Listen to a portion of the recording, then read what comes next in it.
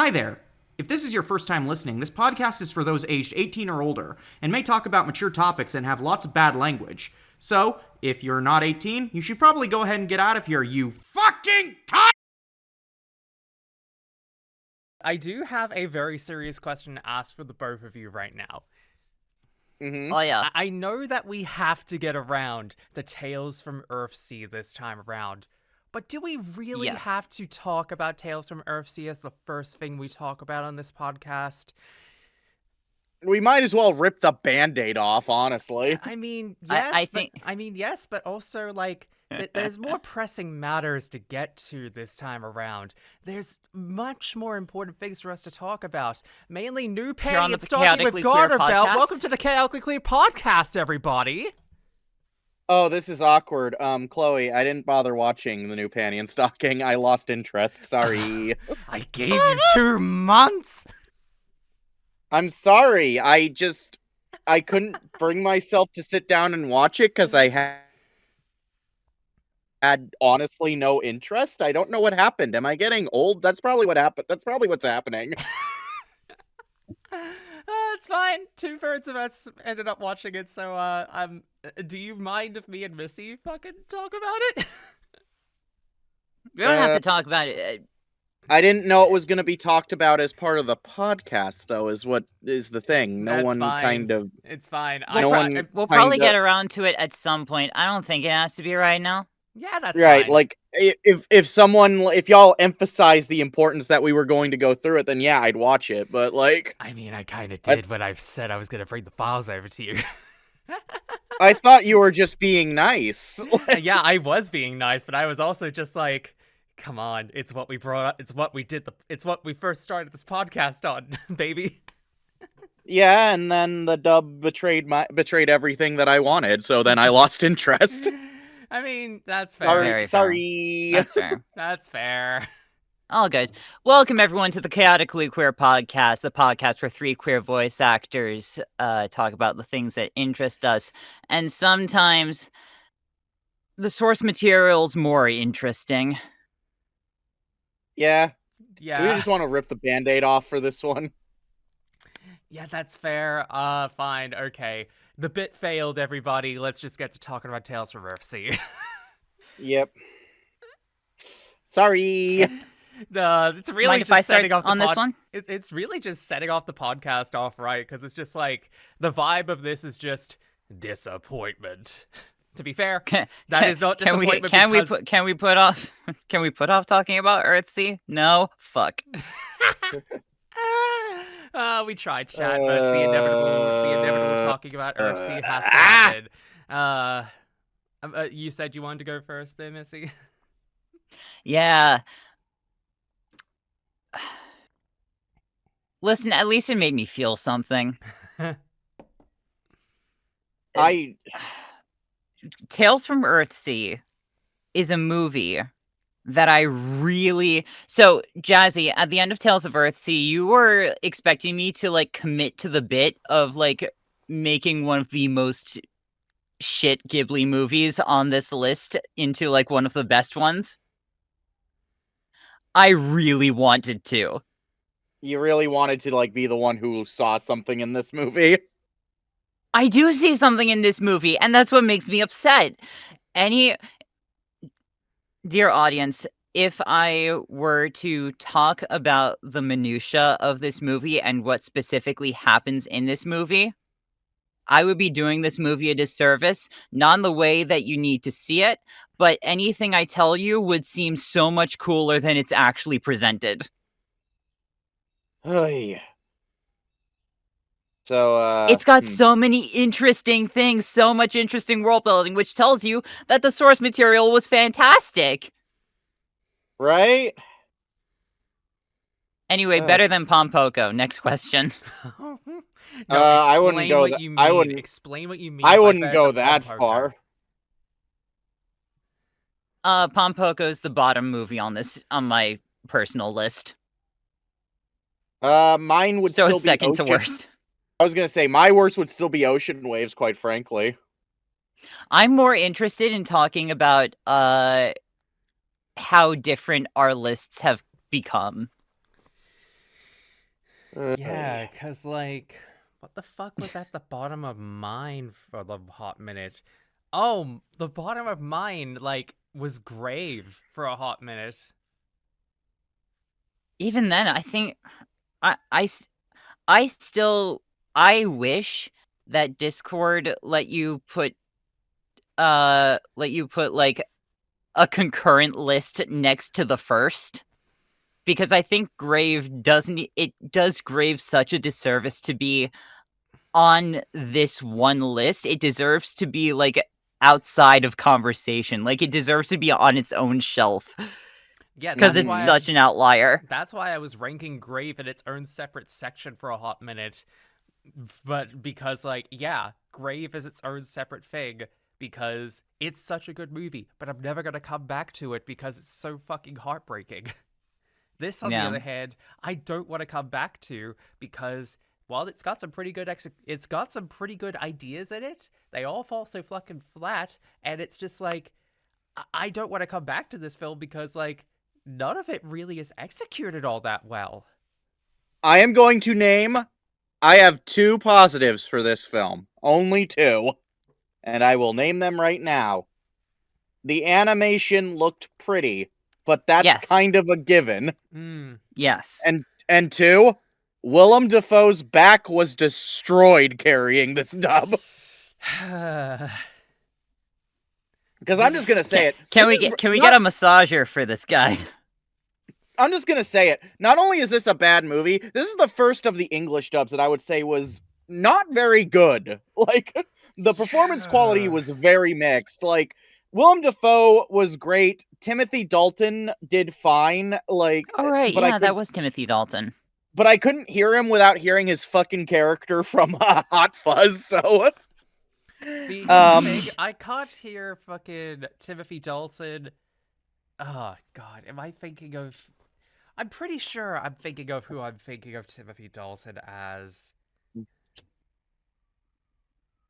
I don't know. But yeah, no, most of the performances were dull. Like, I mean, like I said, Timothy Dalton, fine. Willem Dafoe, scenery chewing. Cheech Marin, kind of fun. But yeah, I can't hear Timothy Dalton's voice without thinking of him as, like, fucking Rassilon in Doctor Who, to be honest. Yeah. But, yeah, no. The main 2 kid characters, their voice acting from both of them was terrible. Especially the girl, Teru. Good God, that performance was bad. Yeah. And Mariska This was Hargitay. this was her only acting credit, right? Yes. I can tell. She mainly did theater work and was also a singer for the most part. Yeah, and Mariska Hargitay was pretty phoned in as well, but like, yeah, this dub was pretty bad. It felt like no one wanted to make it, and I can't blame them. What else is in terms of what's bad? The story's very boring. None of the characters are that interesting. The ending is dumb. The ending is really fucking dumb. Wildly, I did call the ending about halfway through the film. The girl is dragon! Yes! We do love some girl dragons. Also, I did make the comment that, like, oh yeah, because I think everyone was just like, that came the fuck out of nowhere. And I was just like, no, actually, it was foreshadowed in this one moment where it's just like, there's a dragon behind her where she's talking about her backstory. Oh! I wouldn't even. Okay, say so a dragon appearing behind her means that was foreshadowed. It's called Chloe, you're gonna hate me for saying this, but Jazzy. that's on the same. No, it's not. It's bullshit, is what it is. That's on the same level that you're gonna get mad at me for saying this. That's on the same level of people telling me the FF10 protagonist name is Titus because the game has water in it. I mean, that can it's on the. I mean, that can be a good explanation for it, though. No, it's dumb. I'm sorry. It's so dumb, like this fucking movie. You know what this movie is? This movie feels like someone ran the proper script of the movie, of what should have been this movie, through like a 20-person passive telephone. Yeah, that sounds about right. I was gonna say I thought of the best description of it, and I'm wondering if y'all will agree. Yeah. Like I say, yeah, foreshadowing in the loosest sense, but not proper foreshadowing. Like foreshadowing if you squint your eyes and then you're like, what would a good movie be trying to tell with this scene? Right. So here's how I would describe this movie. Now that I thought about it, this is what Lord of the Rings haters think Lord of the Rings is. Yeah. Yeah. You get where you see it, right? Like Yeah. Yeah. Yeah. Like just boring shit and a bunch of walking. That's just what this movie is. Whole lot of telling. Yeah, like so much telling, not enough showing. All of these events came up in the past. We're not saying them before now because they weren't relevant till now. So I should also congratulations. So I've never read the Earthsea books, and I know I should probably Me fix neither. that. I want to now. Yeah, me too. It's so sad because I think even without reading them, I think the concept of Studio Ghibli doing an Earthsea movie at the time probably sounded like a banger, but they gave it to Miyazaki's son. Yeah, and they gave it to Miyazaki's son who didn't know what he was doing. Yeah, like this should not have been Goro Miyazaki's first film. Straight up. No, it should not.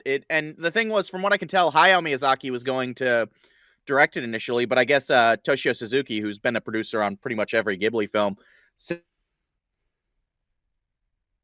no, Goro should do it, which great fucking idea, Suzuki. Yeah, I'm gonna be real here. Hot take here. If maybe Goro Miyazaki directed the next film in the catalog and Hayao was the one that did this one, maybe it might have been a different story. No, don't even put that evil on me. Well, I mean, it would have been an easier film to do. Yeah, but I like Ponyo, and I prefer not to live in a universe where Ponyo is bad. Oh, right, Ponyo's next. That just cheered up my entire day. Damn. Right? Ponyo's a happy movie that I enjoy. Yeah. I've talked about this before. Ponyo is the next and last Ghibli movie in this entire catalog that I have seen before this watch through. Okay, so after Ponyo, it is full on, like, for the rest of this, it's uncharted territory. Yeah, it's uncharted territory for you. Oh my god, Dang. This is gonna be so good. It's gonna be fun. There's some good ones that we're gonna go through. There's also a bad one, but I do mean a bad one. Yeah, like an undeniable bad Ghibli film. Are we well and truly out of the slump now? I mean, kind of. I will say some films going forward have issues. I mean, minor spoiler, you have like Arrietty wasn't as good as it could have been, though it is still good. And when Marnie was there, has a big elephant in the room when it comes to that movie. But we'll get there when we get there. And I still love it, but holy shit! Straight up Earwig and the Witch. Yeah, Earwig and the Witch is just bad. There's gonna be no. My guess is that one was the bad one. Yeah. Look, Missy. I'm just gonna put a bet right here, right now. Uh-oh. If you end up liking Earwig and the Witch, we will stop being friends. No. I'm gonna do something nice instead. Uh-oh. I will watch and review something on the podcast of your choosing. It can be anything. Oh, gods. But you have to be honest about your opinion on Earwig and the Witch when we get there. And if you do like it, then yes, I will. Listen, I'm always honest about my opinions. I know. And frankly, Jazzy, I know, I think most of the films that I could have you review you would like anyway. I'm Fair. not one to I wish appreciate ill you on be- my friends for the bit. Well, I appreciate that. That makes me better. That makes me feel better about this. But anyway, back to Tales from Earthsea. Bad movie. I'd say it's my second least favorite. I still hate Ocean.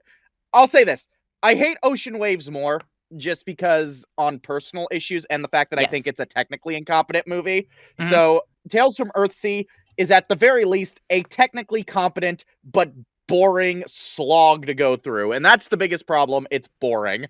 It like on an animation and music level, it's fine, but everything else, like the script, just doesn't work.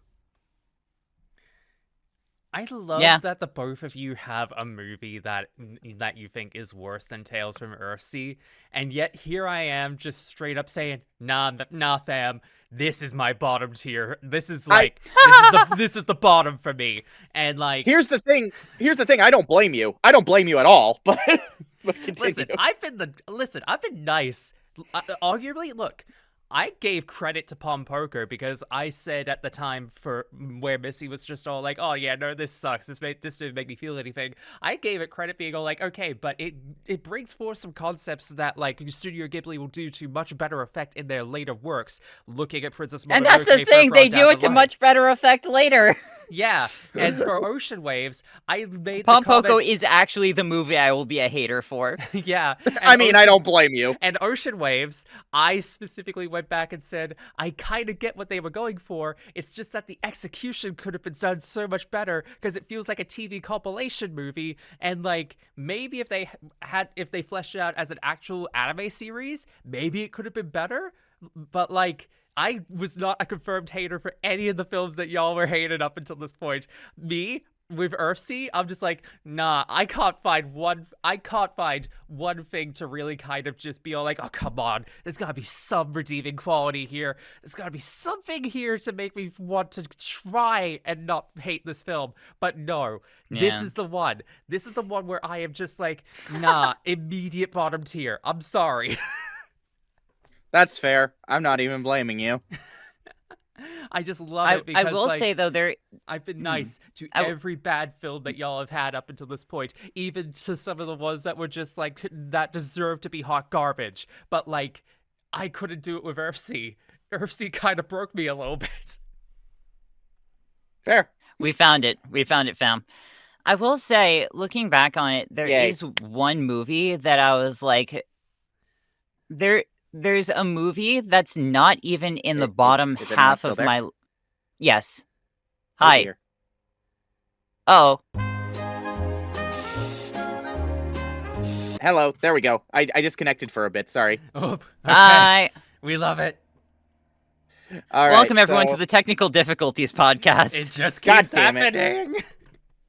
Anyway, I did watch a few movies, like 2025 films since the last. Actually, I only watched a couple 2025 films since the We last time, didn't and it's finish. been a long We time. did not finish Earthsea yet. I'm pretty sure Missy was still doing Well, a thing. then. Oh, sorry. It just got quiet as soon as I entered, so I assumed we were done. So No, it's fine. I was feel free to cut. Feel free to cut this bit out, please. Shh. Nah, leave it in. Leave it in. I will say there's one movie in this entire list that's not even in the bottom half that I was genuinely disappointed by, Which one was that? Oh, which is Howl's Moving Castle. Oh, why am I not surprised it was Hal? that's fair.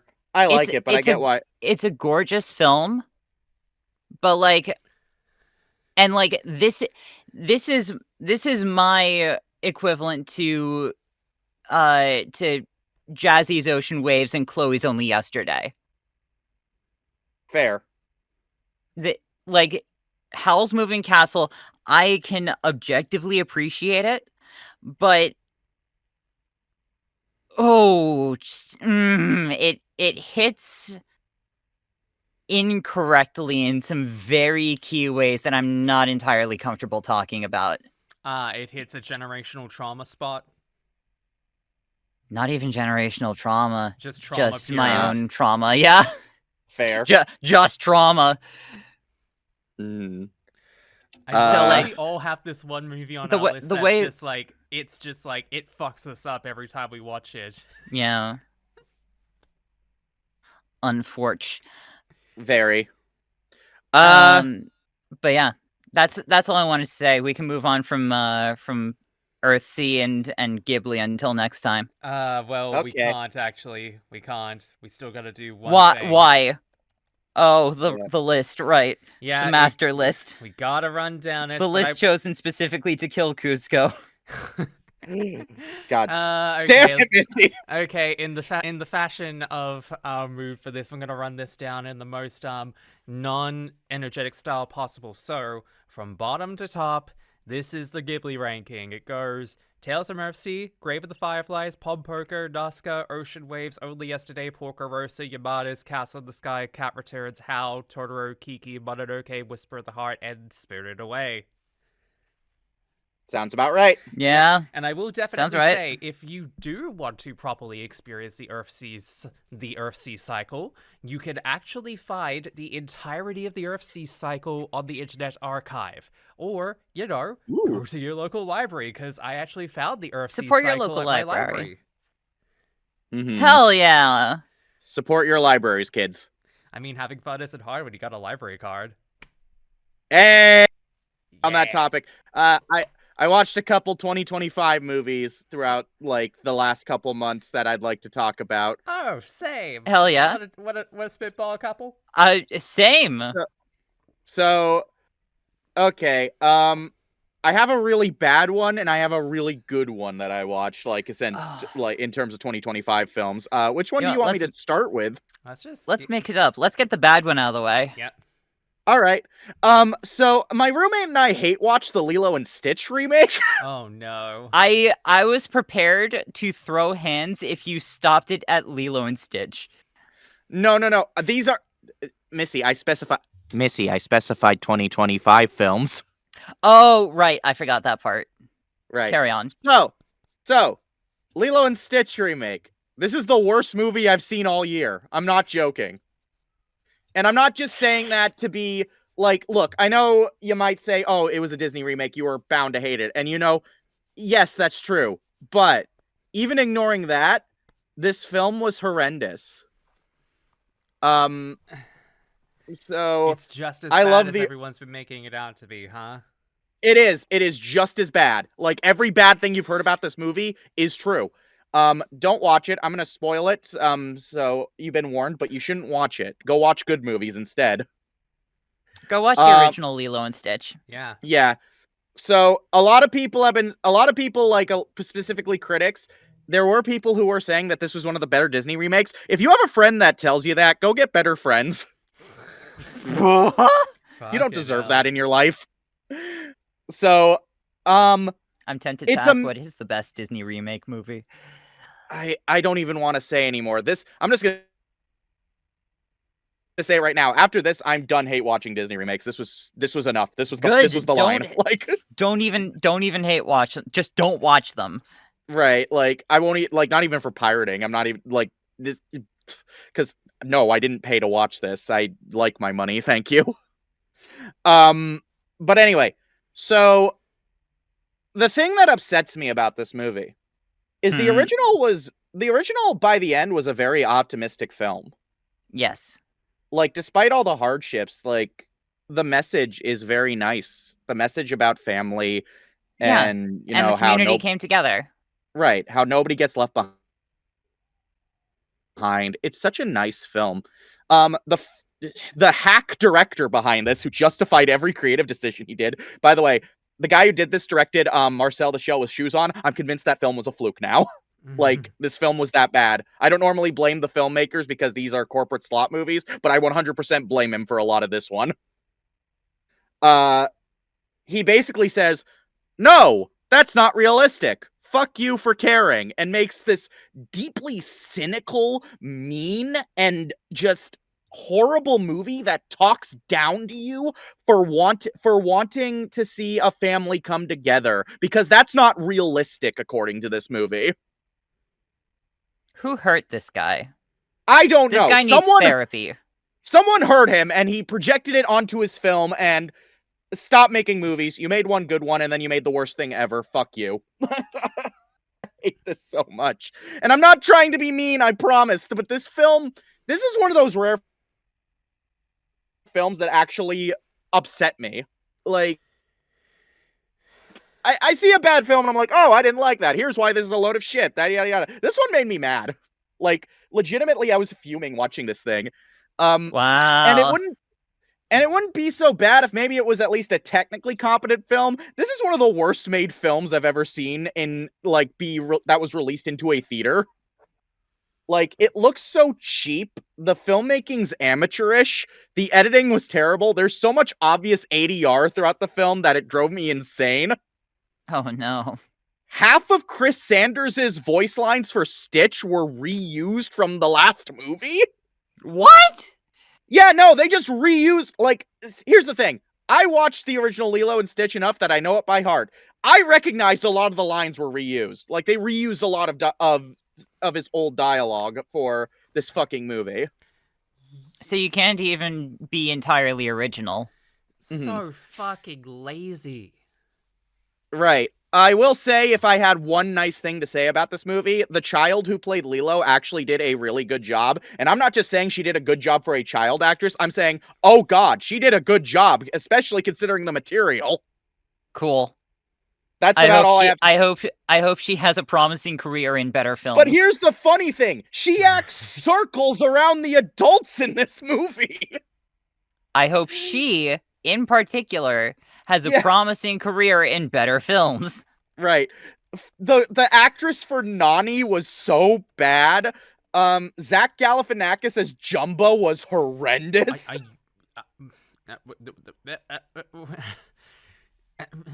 Let's take away Jumba's Russian accent and make him sound like a generic American. Okay. David Ogden Stiers is rolling in his grave. Oh, he is. My brain just stopped working there for a second. Zach Galifianakis is Jumbo Chikiba?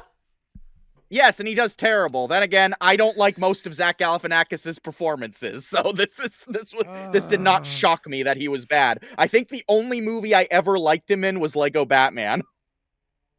Literally the only one. He wasn't even all that good in the Hangover trilogy. Nope. Looking at my Letterboxd review, seeing if there's anything I forgot to mention. Oh, they straight washed Pleakley. Yep. That I did hear about. Yeah, and it's disgraceful. Listen, God. now that Disney has had one openly gay character, we can't have the second openly gay character. Disney is just like, you only get one. That is all you. I had to stop myself there for a second because I realized what I was about to say. Yep. The effects also looked awful, aside from Stitch, who looked fine. Like, every other... Like, if the alien's name isn't Stitch, he looks awful. Or she looks awful, as far as the Grand Council. They all look terrible. Oh god, what else is there to say about this movie? Oh yeah, I'm gonna spoil the ending. Nani gives up Lilo. What the fuck?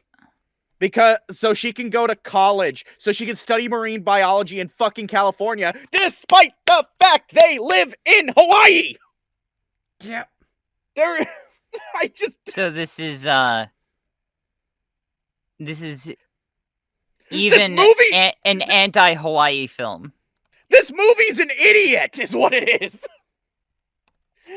Oh my god. Yeah, no, it's, so... The original... laughing at what Chloe said, I'm not gonna say it, but that made me laugh. Yep, you understand why I didn't say it.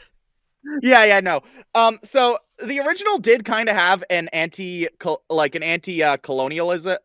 colonialism type deal going on with the original. It wasn't as blatant as they wanted it to be, and quite frankly, I wish they were allowed to be more blatant, but it was still there.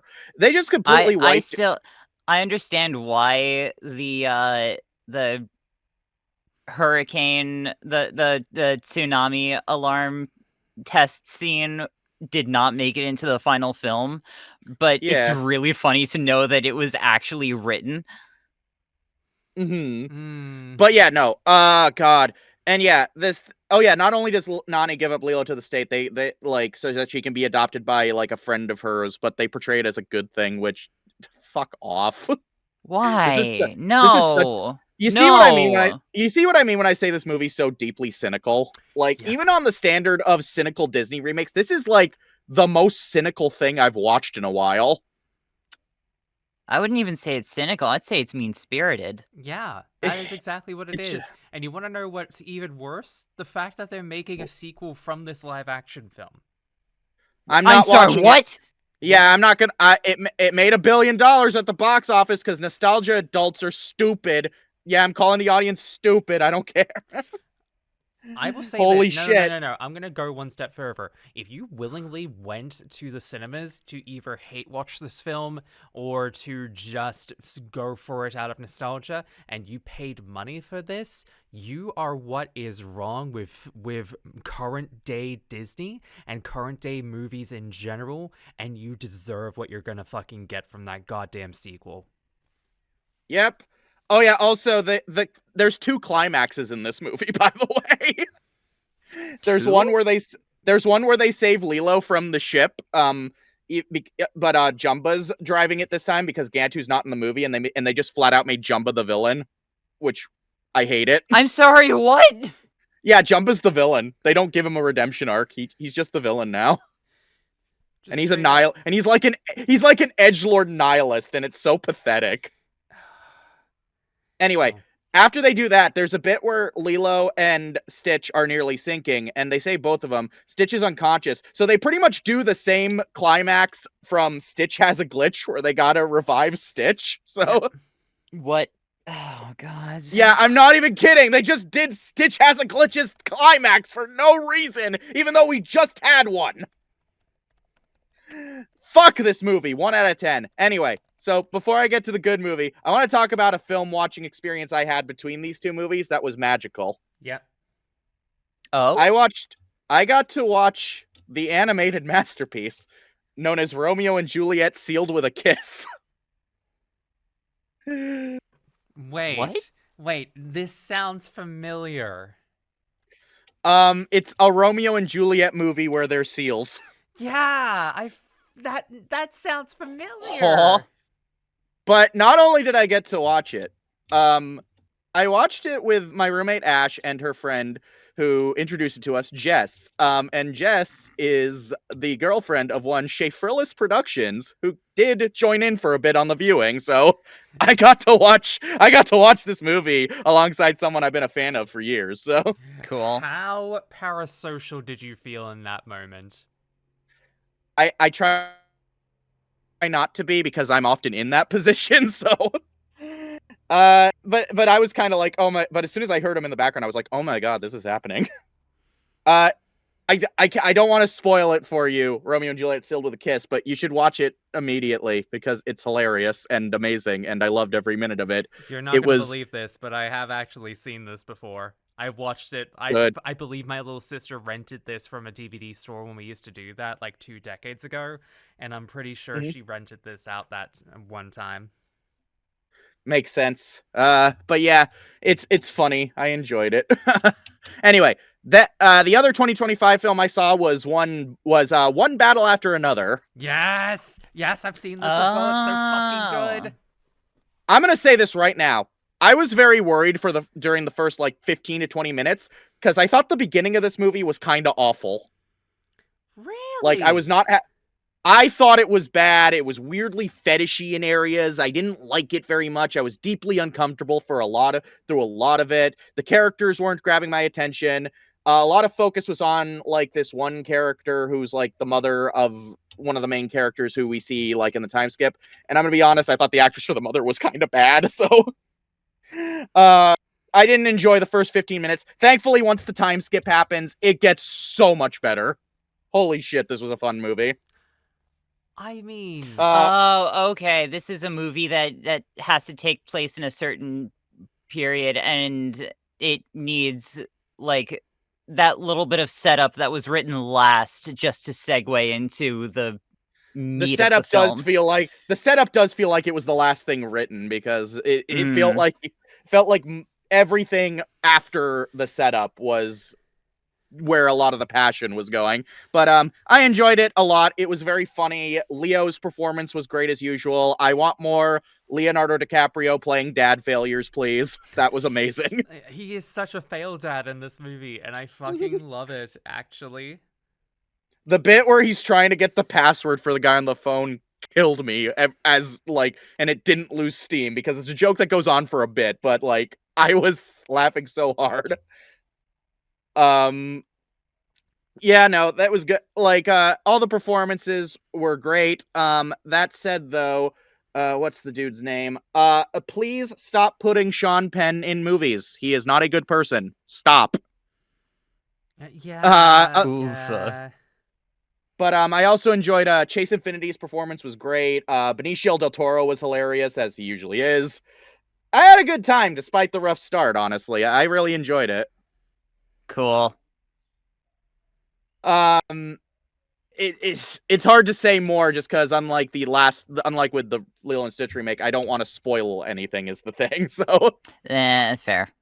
like with that one, I didn't care about spoiling it. This one, I'm like, you need to see it, but it's hard to explain why without spoiling the shit out of it. So, but yeah, Cool.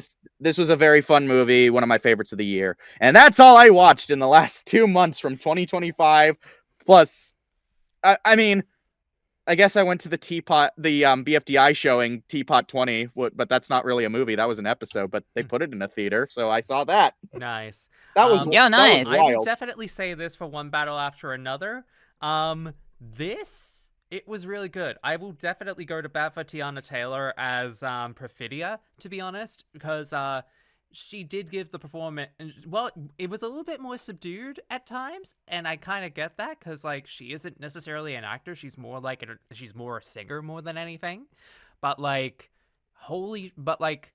it was really good, and I will go to bat for that first 15 minutes. It does have some awkward moments, but I think that's to establish certain bits that are important to the rest of the film, I guess. I guess, but it was just weirdly like I was not. Maybe I need to watch it again. Is the thing because I could see that. I could potentially see those first like 15 or 20 minutes being better now that I know where it's going. But good God, in the moment, I was really worried I was going to be the hot take with that movie. Like through those first 15 minutes, I was like, oh, I'm not liking this. This is going to be one of those films where everyone loves it and I'm going to hate it. This is going to be the next, what was the last movie that a lot of people liked, but I hate? Fantastic Four? Probably. Yeah. I will definitely say this was close to knocking off There Will Be Blood as my favorite Paul Thomas Anderson movie, to be honest. I need to see more movies from him. As it stands for my 2025 ranking, it's currently my 5th favorite movie of the year. Have you never seen Punch Drunk Love by Paul Thomas Anderson? Nope. It's genuinely really fucking good, and it's probably one of the better Adam Sandler movies. I mean, most of the time when actual like Oscar caliber directors direct Adam Sandler, he does a genuinely great job. So, I mean, I loved Uncut Gems, so yeah. I mean, I went to go see one more film in the last few months. Last weekend actually, I went to go see Shelby Oaks. Oh yeah, I heard about that. That film's what I'm hearing of that film, that saddens me, honestly. What have you heard of that film? I heard it starts off really good and then just becomes another horror movie and they completely tank it by the 3rd act.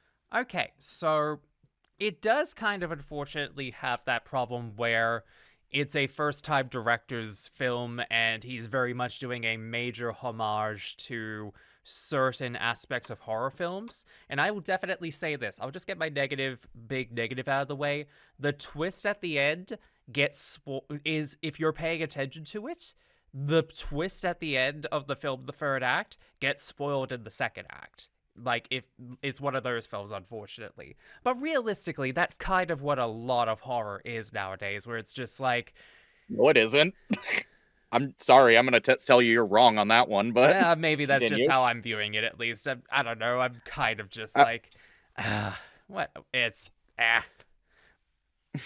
But I was going to say... Yeah. I was gonna say, watch other horror films from this year. There's some great ones. So I mean, I'm really excited to go see Keeper, like the other Oz Perkins film that's coming out in literally next week. oh, I didn't know he was making another one. He released The I- Monkey earlier this year, I'm pretty sure. Oh yeah, he did release them. I didn't realize he was doing one like within the same year. God, the dude's busy. The dude has I need. has released 3 films in the span of like over a year. It's wild. I'm probably okay. Then let me deliver my biggest hot take regarding Oz Perkins film. I did not like Longlegs. Like, Oh, I think we have discussed this on the past, and like it took me a little bit to come around on Longlegs. I feel like I'm a stout defender of Longlegs actually being good. and I'm its number one hater. Fair. But back to Shelby Oaks real quick. I was actually really excited for this because I got into it thanks to the I guess semi-ARG thing that led into it, Paranormal Paranoids, when that was released like 4 years ago.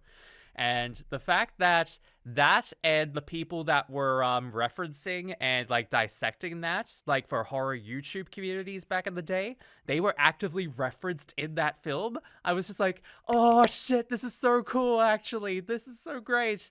And like, yeah, first half of the movie, really fucking good. It does kind of get a little bit pants in like the second half of the movie, but like, I still think it was good.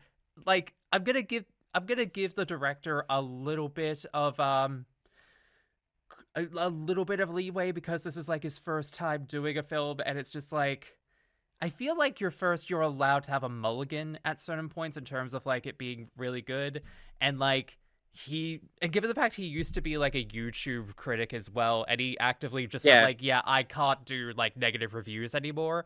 And I think he specifically did that because he now understands like how hard like filmmaking and directing actually is. And he's just like, I can't do that anymore. It's just like, I know what it feels like to be on the other side. I can't be that kind of person anymore, which is just like fucking good on you for just like realizing that like that shit is hard.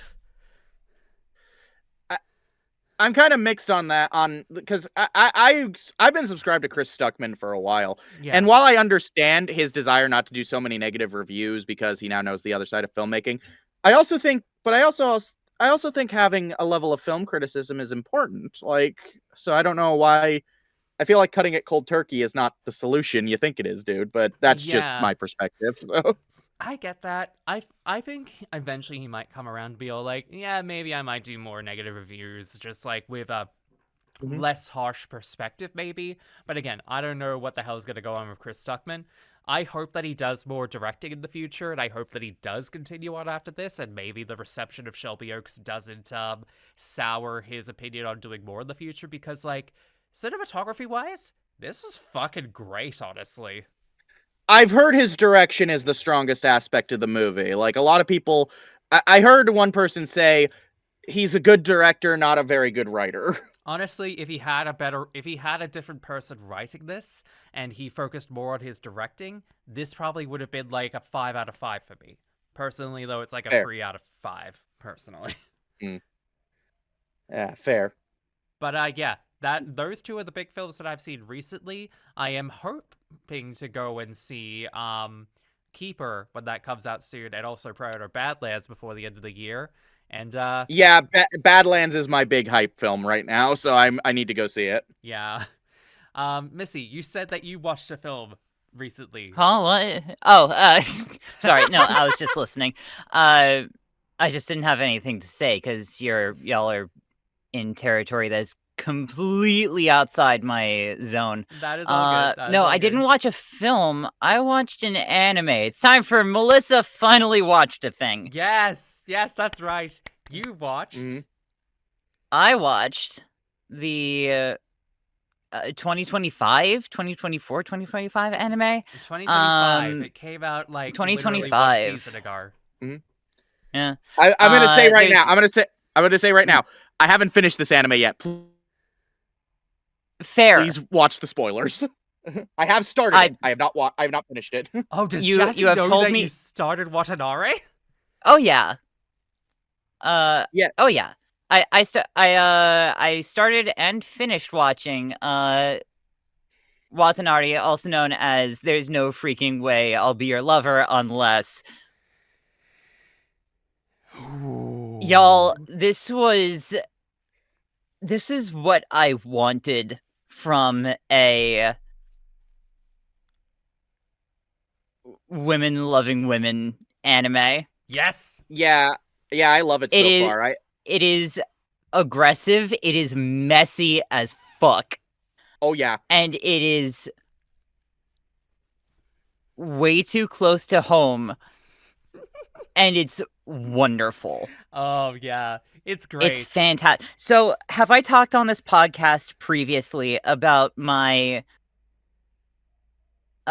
lukewarmness on Adachi and Shimomura, You which was have not. the previous I guess Yuri anime that I watched? I don't think you have, no. Okay. A while back, I watched Adachi and Shimomura, which had been recommended to me by a couple people. And for me, that anime very much falls into the the problem that a lot of Yuri anime I've seen do, which is it's one season, and that one season is the quote unquote romantic leads basically just mutually pine over each other for an entire season. Hmm. And it goes nowhere. Mm-hmm. Maybe there's like there's more, and there's like more internal dialogue than external. Hmm. Chloe, I think I talked to you after. I think I mentioned that to you at some point, and you were like, "Oh yeah, that's an anime that wants you to read the manga where it picks up after this." Yeah. And I'm like, I want a satisfying. I don't want an anime that's just the on ramp and then it ends. I want the highway. Yeah. WataNare is the highway. It Mhm. it gets that show gets on the highway in like the first 5 minutes, and then it is off. Oh yeah. I God, even the more time goes on after watching it, like, I finished watching that anime about a month ago. Uh, and as of right now, it is still fully available on YouTube. For how Yep. much longer, I have no idea, but it is What's still currently available for free on YouTube. What's funny is that the episodes were supposed to only be out for a week each, but then it got I so know, many views. fam. I'm so mad. I thought that same channel. I know that same channel was airing Cinderella Grey, Mhm. the second Uma Musume series. Mhm. That I've heard is really good. Those episodes are those episodes are only available on YouTube for a week each, and I already missed most of them. So I'm gonna have to find that somewhere else. And it made me really upset. But that anime in particular is still there. Whether I mention that it's still there gets the channel runners to be like, oh right, yeah, we should start taking these down. Watch it while you can. Yeah. Mm. It's very good. It's very good, and it's already like a pseudo movie has been announced, sort of leading into a second season. It's more I like, and think. it's like it's like an OVA series that has basically been Yeah. compiled into a movie, and the movies like 4 episodes will be released like sometime, I think, either next month or in January, February. Fam, I'm so excited. Yeah. I Without haven't been this excited about an anime in a while. Yeah, without spoiling it for Jazzy's sake, and for anyone who's listening to the podcast who has not seen it yet, as someone who watched it week to week, holy fuck. Like, this year has been great in terms of, like, queer anime that has been coming out of the woodwork. I mean, I could run down, like, a whole bunch of others, like, the Summer Hikaru died for being one of them. And this year alone, we've gotten so much fucking queer anime, but WataNare is probably my anime of the year, to be honest, at this point. Like, nothing has made me feel more like I will definitely say this. I tried to get y'all to be hyped about Panty and Stocking purely for the bit, but it's also because, like, that's in my top 5 as well, because I have seen it. I'm holding off on talking about it until all of us have seen it. Yeah, but the point I'm making here is that while new Panty and Stocking is certainly close to my top 5, WataNare, when it finished, immediately cemented itself at the very top of the list because it has such good character work. It is probably the best dynamic of any sort of Yuri anime I've ever seen, period, in its characteristic. And it's probably got one of the most complex character relationships I've ever seen in not just Yuri anime, but anime of this year, period. And it got me engaged week to week, and I was just like, well, I slagged behind on a lot of anime this year in terms of, like, oh yeah, I'm like a week or two behind. I was trying constantly to make sure I was up to date week to week on WataNare. That's how fucking good this is. You want to know the funniest part? Yeah. I had a love-hate relationship with the series for about 8 episodes. Yep, and then that final arc fucking got you, did it? It was the end of the arc that was currently happening. Yeah, that got me, and I'm like, oh wait, shit. Yeah, that second arc. Shit. That second arc. I will say, from the first few episodes I watched, I appreciated that it was kind of interesting in that it was a Yuri anime that wasn't afraid to call out more problematic tropes of the genre. Yes. Yes. Like, there's a lot in the first few episodes, especially, that kind of play into tropes that are like, not sure how I feel about this. But then you realize that you're meant to not feel comfortable because there's a bit where it gets called the fuck out, and it's that, like, the conflict stems from it, if that makes any sense. Yep. Yeah. So I will say I'm past the first arc of the series, and I will say, minor spoiler, I'm happy there's a Strawberry Panic level pool kiss. That is specifically appealing to me as someone who's been into this genre for a while. You know, I was sort of wondering if you had gotten to that point at least. And trust me, yes. it kind of does make the whole comment of, like, yeah, Yuri has been kind of fucked for a while, and it kind of plays it off a laughs, but it's also just like, but what if Yuri doesn't have to be that fucked? I don't think it even really gets played for laughs. I never if it was meant. I never said it was played for laughs. No, I'm saying Chloe said that that it was played for laughs, so I'm refuting that. Oh, okay. Yeah, I don't know. I don't think it was played. If it was meant to be played for laughs, I didn't get that it was a joke. That's fair. So that's fair. I mean, yeah. I could it's more probably like a personal read more than anything on that one. Fair. No, this is very much an anime that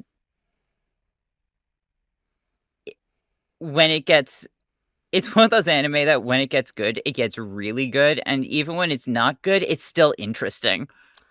Yes. It does. I'm gonna make everyone hold my beer. I'm gonna make everyone upset. It doesn't have the Steins Gate problem.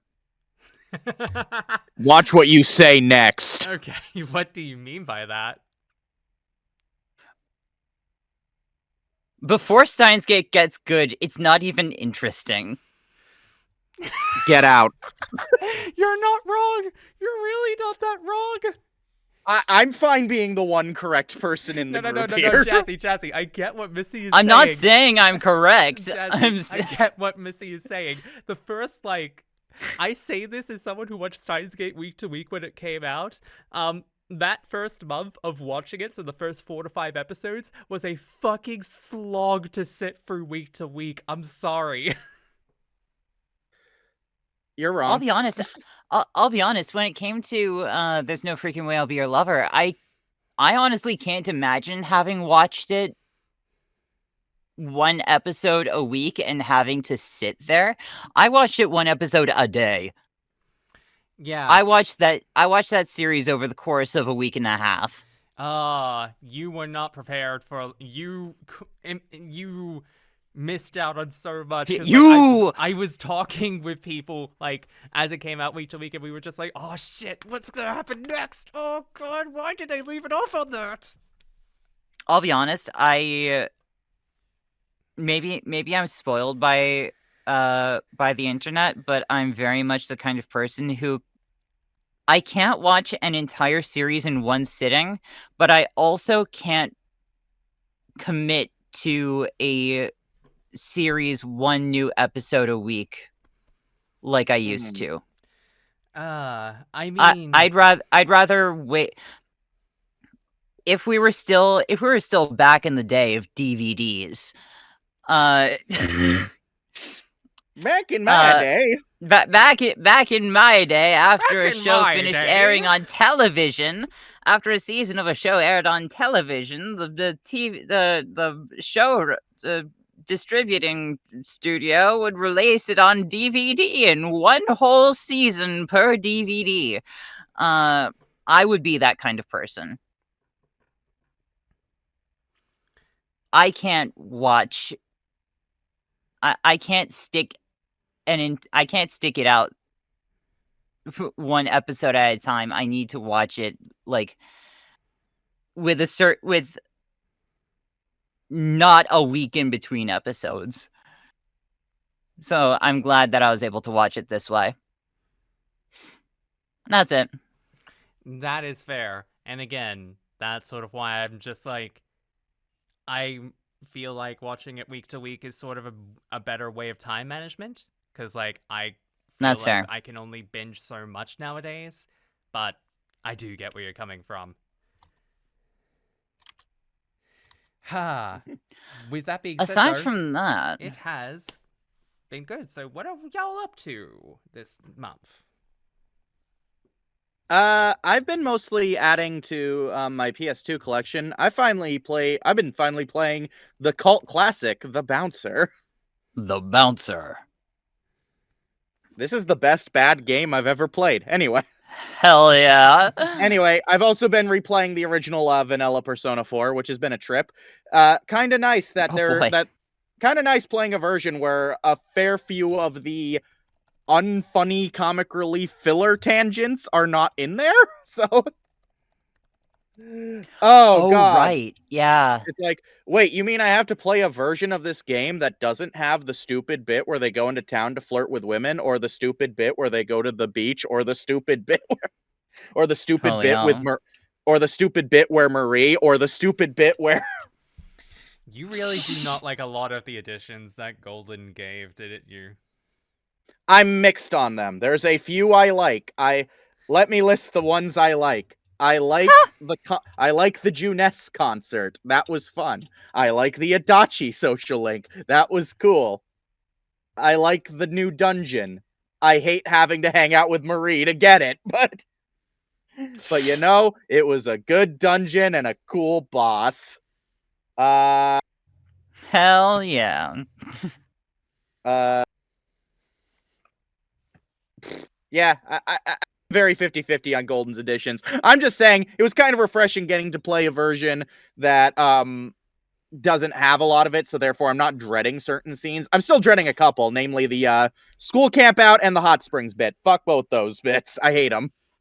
But Justified. But no, like, the only sad trade-off for me personally is that I miss hearing Erin Fitzgerald as Chie. I prefer her immensely. Why are they recasting everyone in the remake? I'm concerned. Anyway. So yeah, that's what's going on. Yeah. I have been continuing to work through the Kingdom Hearts playthrough on stream. I'm currently in the second half of the game. Actually, just made it to Destiny Islands and unlocked Screen Wipe Go Burr. And I beat Vexen after casting Blizzard on him a few times. I'll own up to that. Still beat him first try though.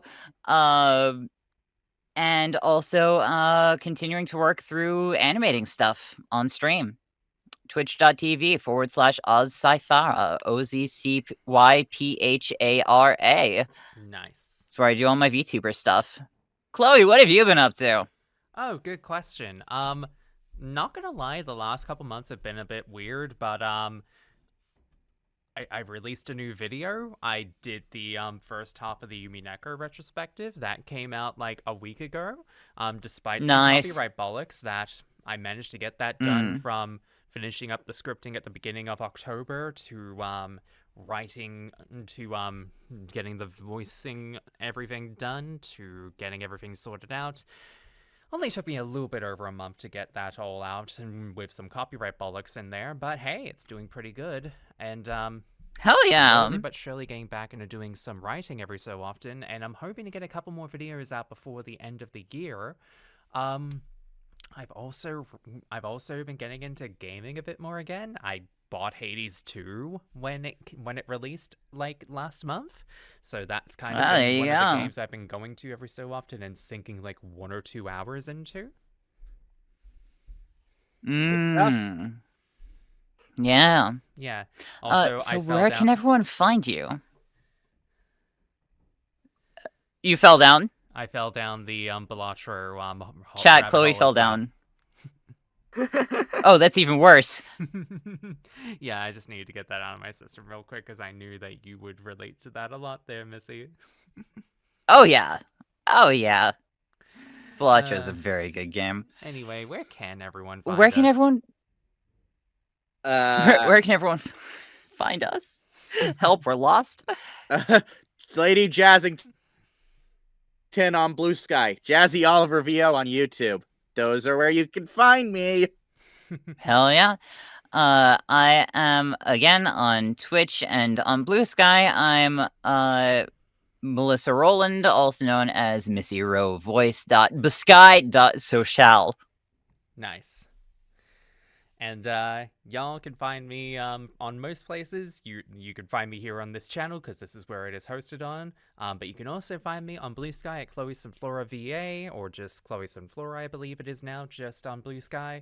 And you can also find me on my website at chloeorlickvo.com as well, if you are interested in that sort of thing. And before you do the bit there, Missy, These have been my co-hosts. co-hosts. Give Ladies, me the podcast, Chloe. Ladies, please, you're both beautiful.